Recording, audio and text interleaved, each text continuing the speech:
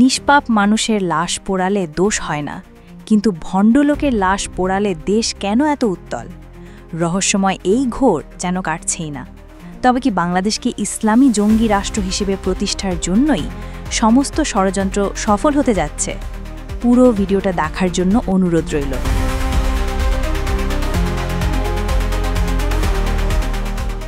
রাজবাড়ির গোয়ালন্দে আলোচিত ভণ্ড ইমাম মাহদি দাবিকারী নুরুল হক ওরফে নুরাল পাগলার কবর ভেঙে তার লাশ উত্তোলন করে উত্তেজিত জনতা পুড়িয়ে দিয়েছে। শুক্রবার জুমার নামাজের পর গোয়ালন্দ পৌরসভার ৫ নম্বর ওয়ার্ডে এই ঘটনা ঘটে। নুরাল পাগলা জীবদ্দশায় নিজেকে ইমাম মাহদি দাবি করে আলাদা কালেমা প্রচার করতেন, লা ইলাহা ইল্লাল্লাহু মাহদি রাসূলুল্লাহু। তিনি কুরআনকে ভোজপাতা বলে অবমাননা করতেন, নামাজের দিক পরিবর্তন করে দিতেন এবং তার অনুসারীদের শরীয়ত বহির্ভূত নানা কাজে প্ররোচিত করতেন। নিজ বাড়িতে দরবার শরীফ গড়ে তুলে দীর্ঘদিন বিতর্কিত কর্মকাণ্ড চালিয়ে যান। গত ২৩ আগস্ট বার্ধক্যজনিত কারণে মৃত্যুর পর তার ভক্তরা ১২ ফুট উঁচু বেদির ওপর কবর দেয় এবং কাবার আদলে সাজিয়ে বোর্ড টাঙিয়ে দেয় ইমাম মাহদির কবর। এ নিয়ে এলাকায় তীব্র ক্ষোভ ছড়িয়ে পড়ে। স্থানীয় মুসল্লি ও আলেম সমাজ প্রশাসনের কাছে কবর সমতল করার দাবি জানালেও কার্যকর ব্যবস্থা না আসায় উত্তেজনা আরও বাড়তে থাকে। শুক্রবার জুমার নামাজের পর পূর্ব ঘোষিত বিক্ষোভ সমাবেশ শেষে জনতা দরবারের দিকে অগ্রসর হলে পুলিশের সঙ্গে সংঘর্ষ বাধে। এক পর্যায়ে বিক্ষুব্ধ জনতা দরবারে প্রবেশ করে ভাঙচুর চালায়, কবর খুঁড়ে লাশ উত্তোলন করে পদ্মার মোড়ে নিয়ে আগুনে পুড়িয়ে ফেলে। এই ঘটনায় ইসলামী আলেমরা বলছেন, নুরাল পাগলার কর্মকাণ্ড ছিল সরাসরি ইসলাম বিরোধী, তবে মৃতদেহ উত্তোলন করে দাহ করা ইসলামে অনুমোদিত নয়। তারা সংযম ও শরীয়ত সম্মত প্রতিবাদের ওপর জোর দেন। আলেমরা আরও বলেন, বাংলাদেশটা মাজার পূজারীদের দেশ, বাংলাদেশকে মাজার পূজা মুক্ত করতে হবে। এখানে মাদক সেবন করা হয় এবং উদ্দেশ্যভাবে প্রশাসন এখানে কাজ করেছে। এই ঘটনায় আমাদের পার্শ্ববর্তী দেশের ইচ্ছা মতোই হয়েছে।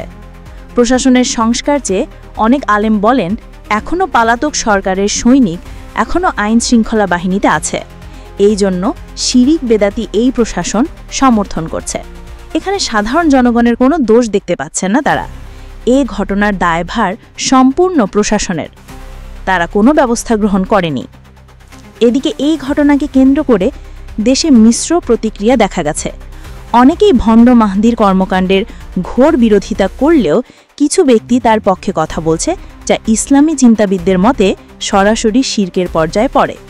সমালোচকরা প্রশ্ন তুলেছেন, ২০২৪ সালের আন্দোলনের সময় যখন পুলিশের হাতে বহু তরুণের লাশ পুড়িয়ে ফেলা হয়েছিল, তখন কেন এদের মুখে কোনো প্রতিবাদ শোনা যায়নি? তাহলে আজ নুরাল পাগলার পক্ষ নিয়ে এত মাতামাতির কারণ কি? পর্যবেক্ষকরা আশঙ্কা করছেন, এর পেছনে সুগভীর ষড়যন্ত্র থাকতে পারে। উদ্দেশ্য একটাই, বাংলাদেশকে বিশ্ব দরবারে ইসলামের নামে অস্থিতিশীল ও জঙ্গি রাষ্ট্র হিসেবে উপস্থাপন করা। এর সঙ্গে প্রতিবেশী রাষ্ট্র ভারতের প্রভাবশালী মহলের হাত থাকার অভিযোগও উত্থাপিত হয়েছে। একই ধারাবাহিকতায় সাম্প্রতিক হাটাঝাড়ি মাদ্রাসায় হামলার ঘটনাকে অনেকেই ষড়যন্ত্রের অংশ হিসেবে দেখছেন। বিশ্লেষকদের মতে গোয়ালন্দে এই ঘটনা শুধু স্থানীয় নয়, বরং জাতীয় নিরাপত্তার সঙ্গেও জড়িত। ইসলাম বিরোধী কর্মকাণ্ড যেমন প্রতিহত করা জরুরি, তেমনি প্রতিক্রিয়া যেন শরীয়তের সীমা অতিক্রম না করে সেদিকেও গুরুত্ব দিতে হবে। অন্যথায় চরম উগ্র প্রতিক্রিয়ার সুযোগ নিয়ে অশুভ শক্তি দেশকে হুমকির মুখে ফেলতে পারে। কিন্তু শেষে একটা প্রশ্ন রেখে যেতে চাই, ভণ্ড ও ভালো মানুষের মধ্যে কাকে আপনি বেছে নেবেন? এই দেশে তো ভণ্ড লাশও পোড়ানো হয়েছে, ভালো মানুষের লাশও পোড়ানো হয়েছে। কমেন্টে আপনার মতামত জানানোর অনুরোধ রইল।